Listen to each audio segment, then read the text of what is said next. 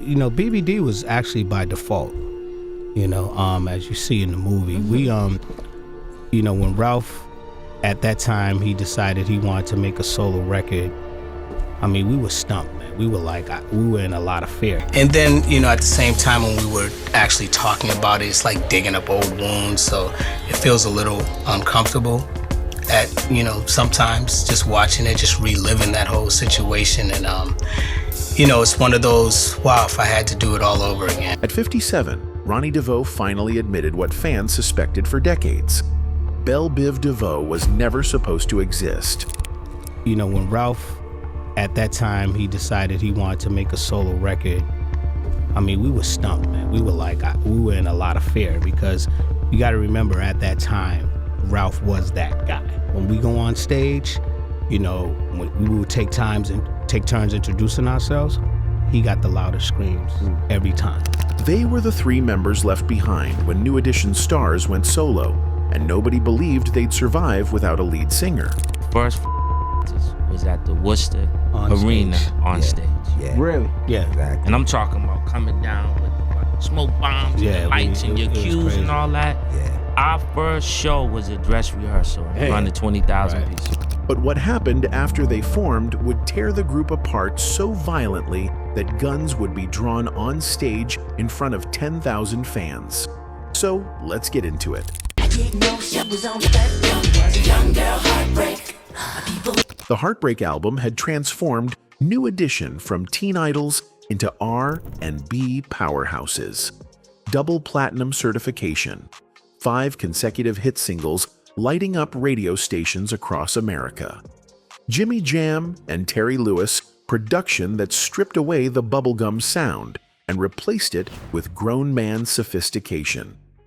The 1988 concert tour with Al B. Sure and Bobby Brown as opening acts packed arenas from coast to coast, pulling in millions of dollars every single night.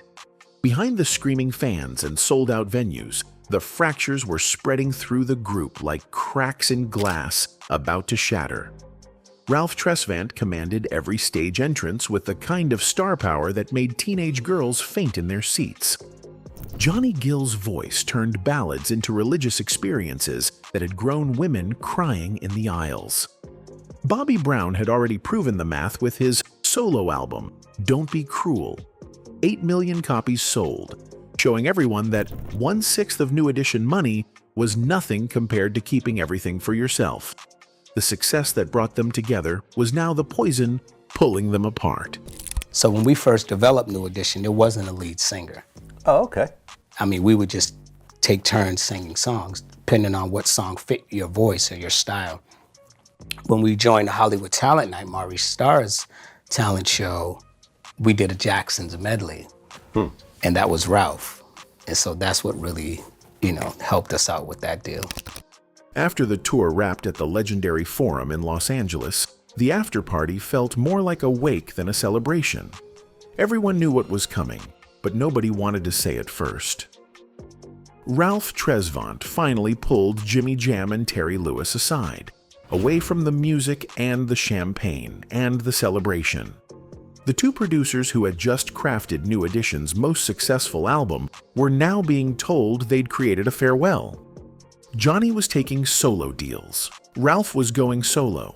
Bobby was already solo and winning. Ricky Bell, Michael Bivins, and Ronnie DeVoe stood there in that Forum Club watching their entire universe collapse in real time. They weren't the ones who got the loudest screams when their names were called. They weren't the ones who carried the ballads or commanded the stage during solo moments.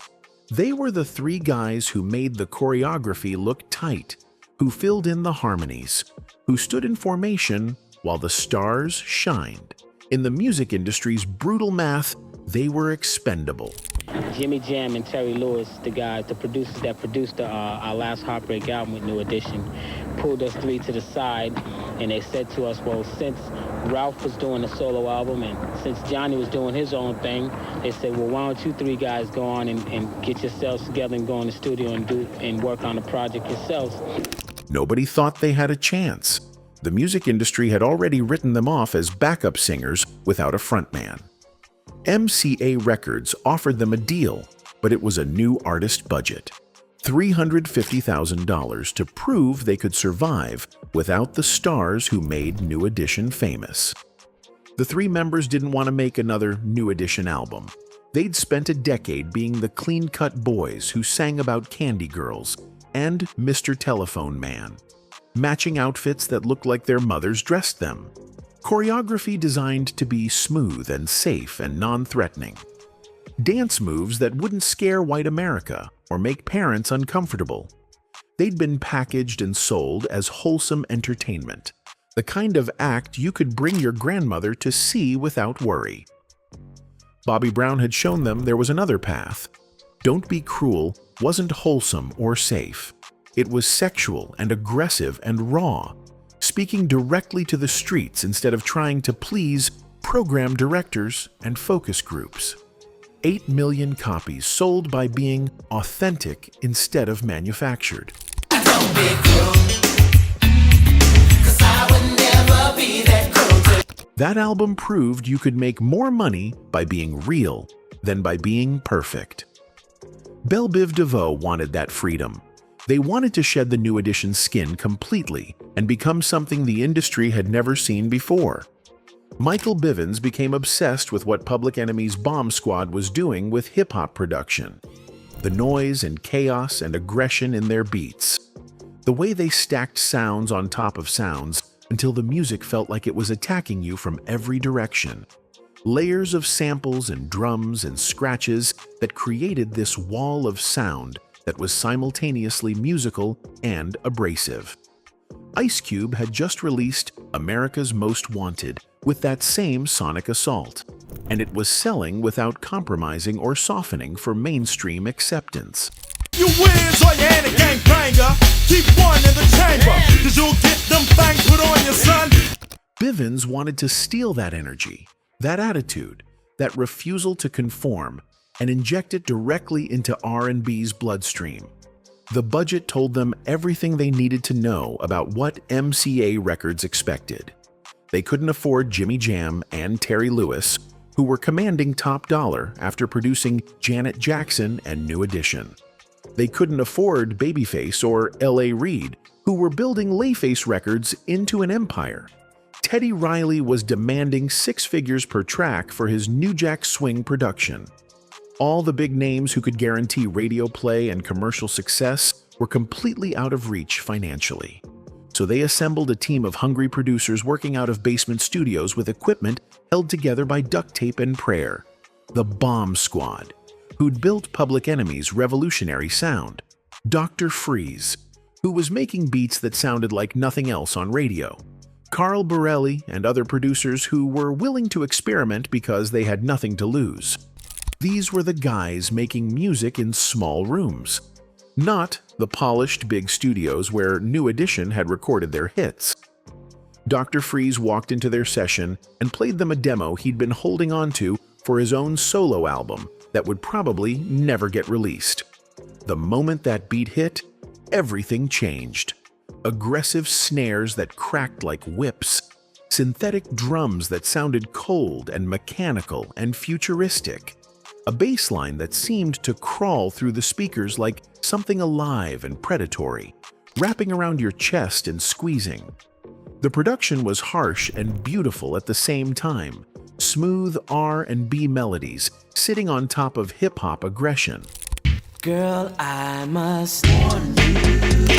The song was called Poison, and Dr. Freeze explained it had started as a bitter love letter to his ex-girlfriend, a warning about women who looked sweet and innocent but destroyed everything they touched.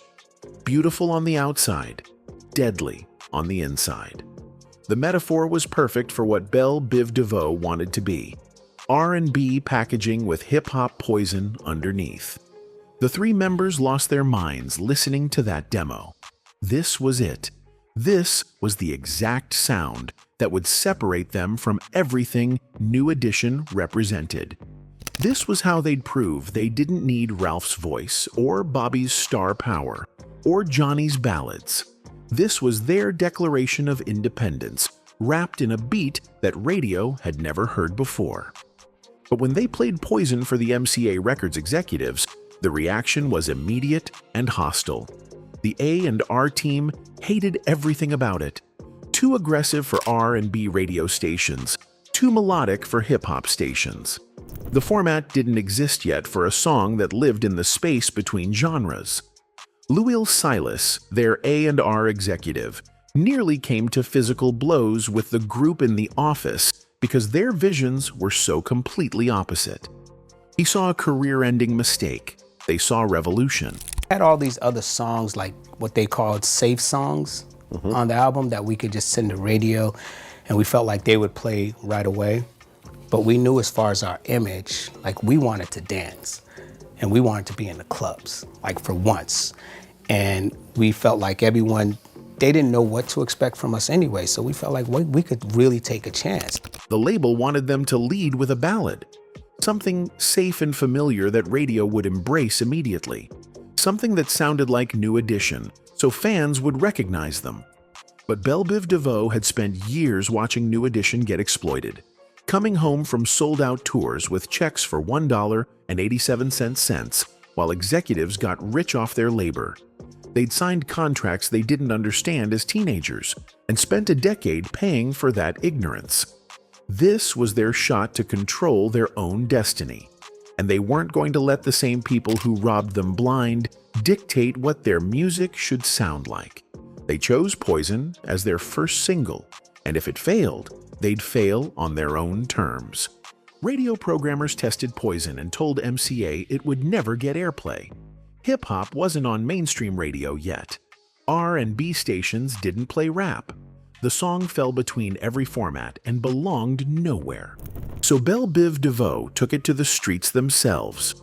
They organized a basketball tournament tour across 12 cities. They played games at local gyms and community centers, putting up their own money for trophies and prizes. Every venue played Poison on repeat. Local radio stations covered the events. The grassroots campaign started building momentum before the song ever hit official airwaves. Then they shot the video with director Lionel Martin, who'd just done Third Base's video in a subway station. The Poison video was raw, gritty, filmed in industrial locations that looked nothing like the polished New Edition videos. They wore leather and denim instead of matching suits. The choreography was aggressive instead of smooth. BET started playing it. The video went into heavy rotation before radio even touched it. Kids were learning the dance moves. The hook was everywhere. Never trust a big butt and a smile became the catchphrase of 1990.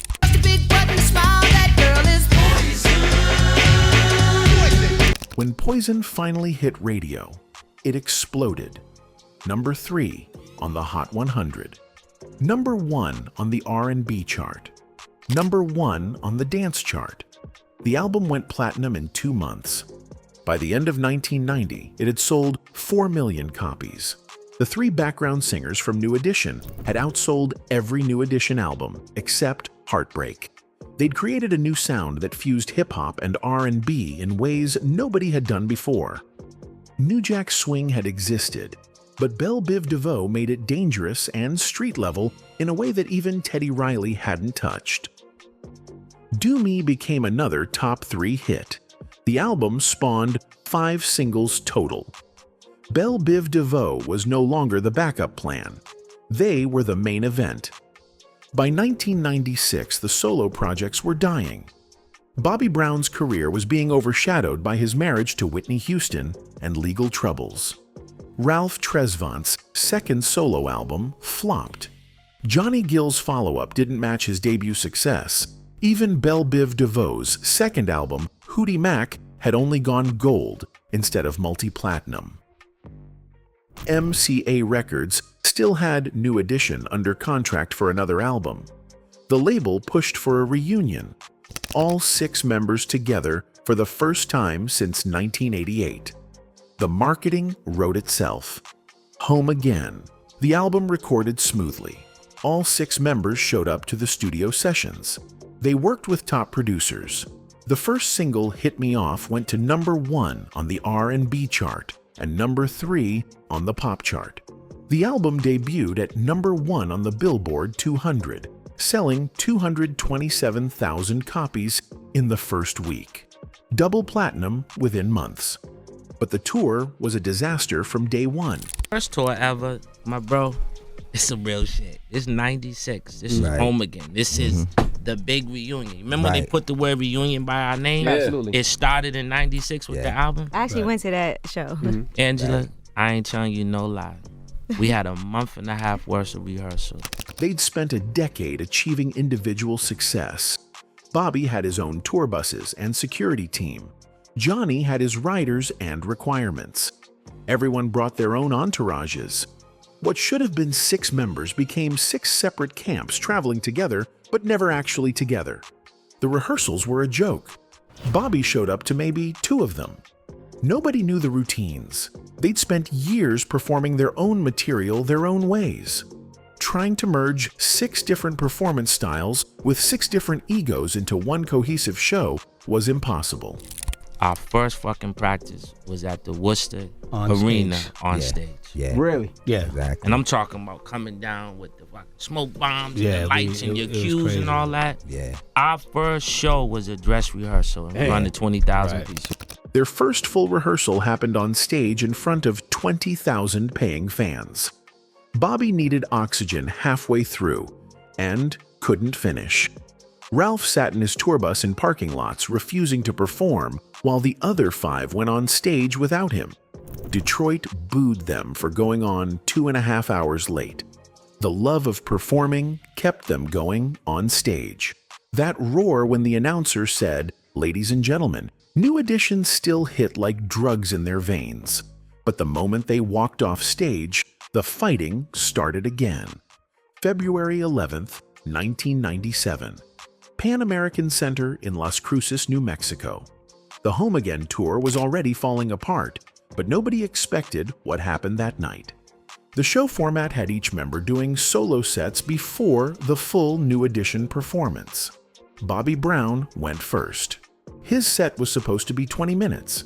He stretched it to 45 minutes, performing My Prerogative and every other solo hit while the crowd screamed. Backstage, Biv DeVoe was watching the clock. They had their own set to perform. The venue had a curfew. Bobby kept going.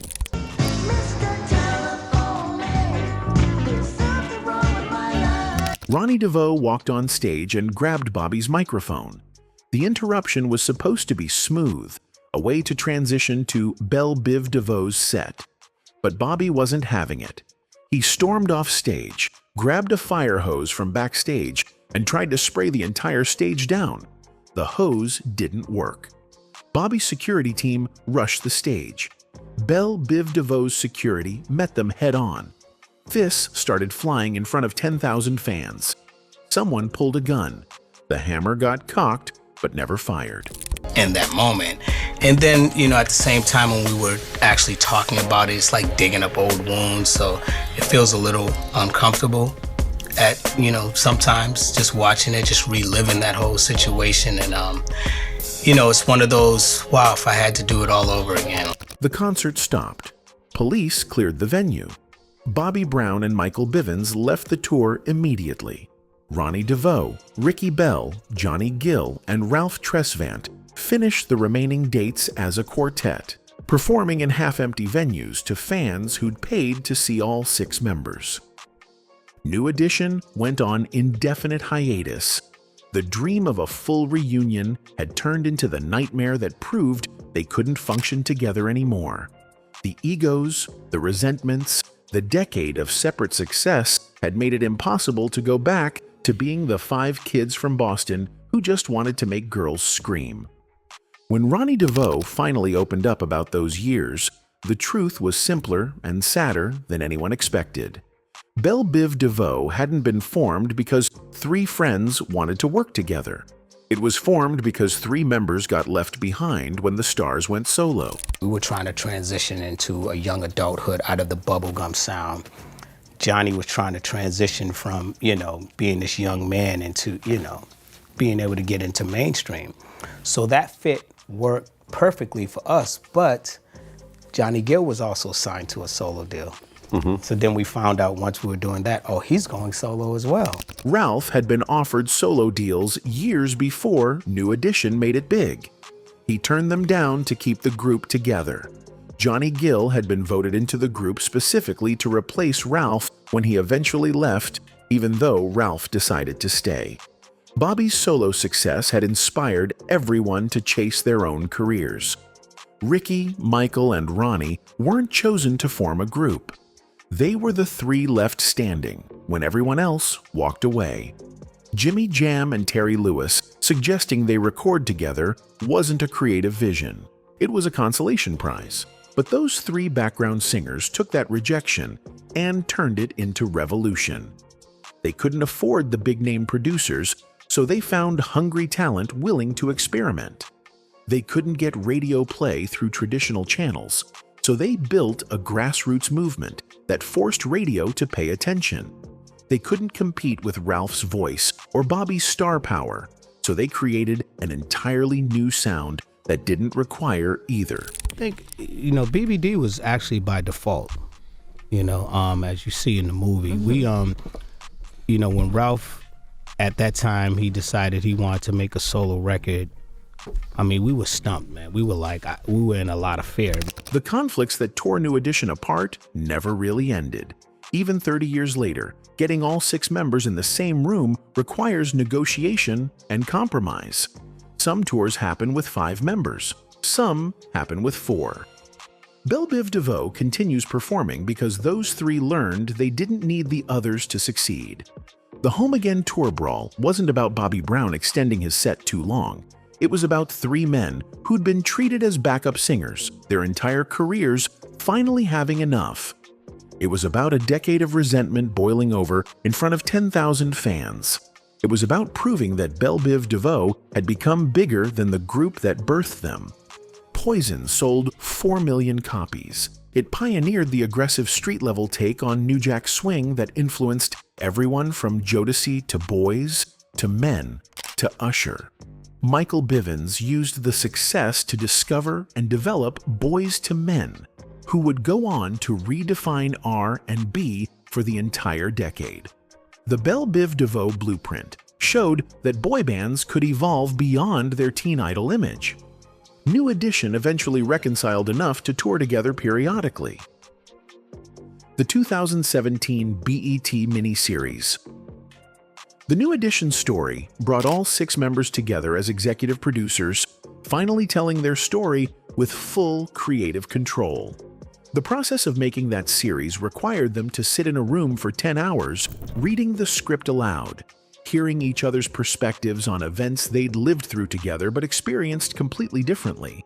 Ronnie DeVoe confirmed what fans had suspected for decades. Biv DeVoe was born from rejection, built on spite, and succeeded through determination to prove everyone wrong. The 3 background singers became legends by refusing to accept that their careers were over when the lead singers went solo.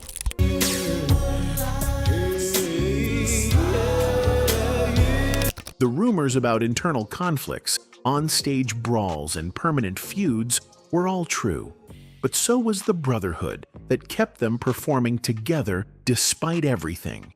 The love of that roar when the crowd heard their names.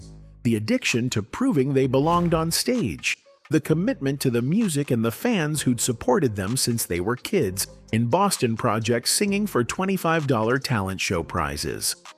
New Edition's story was never really about 6 members achieving success together. It was about 6 individuals learning their own worth, pursuing their own paths, and occasionally coming back together when the music mattered more than the egos. Biv DeVoe proved you didn't need to be the lead singer to leave a legacy. Anyway, that's it for the video, folks. Bye.